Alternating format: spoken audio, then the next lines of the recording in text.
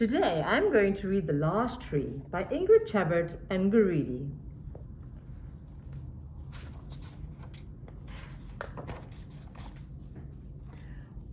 When I was a boy, besides being small for my age, I was enormously bored. To entertain me, my dad told stories about the world when he was young.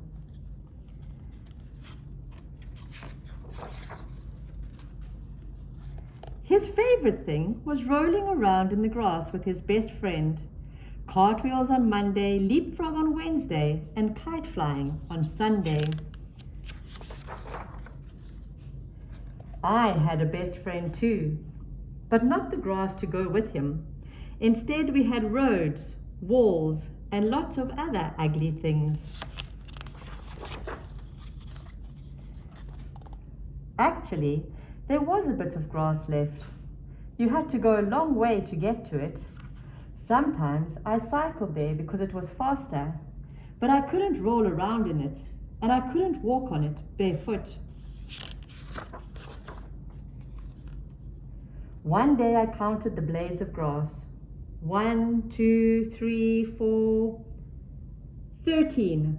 There were only 13 left. The week before, there'd been 17. When I got home, I lost myself in my books. To see some green, some leaves, some happiness.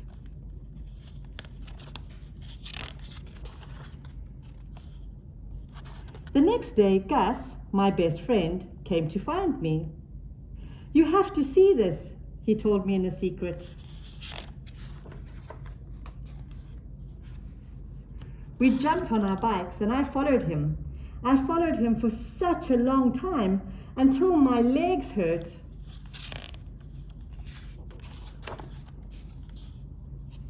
"We're here," he said finally.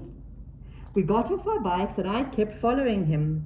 And there, behind a low crumbling wall, a small tree was hiding. It must have been a very young tree. "It's so beautiful," I whispered.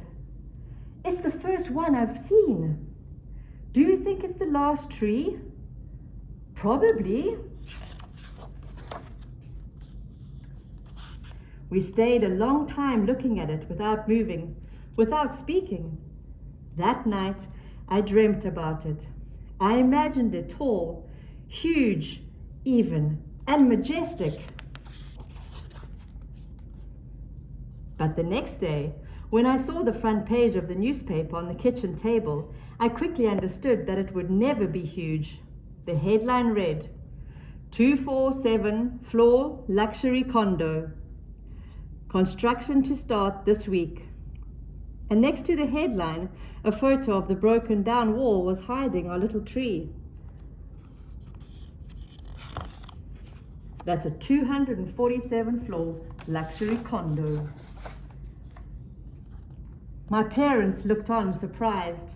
As I ran to the garage, my bike was waiting. Together, Gus and I rode as fast as our legs and wheels could go. The little tree was still there, unaware of the threat hanging over it. I took a shovel from my backpack and started to dig. I had to get it out of there.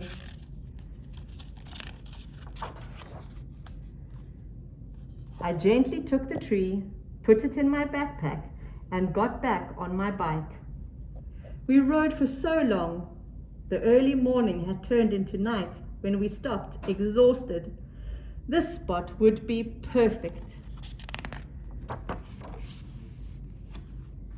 We dug and dug and dug, so it would do well in its new home. I looked at it. I looked at the stars and asked them to watch over it.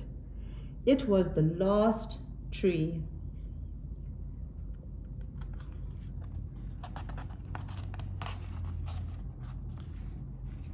Years later, I returned to see it. I had grown. The tree had grown too. The end.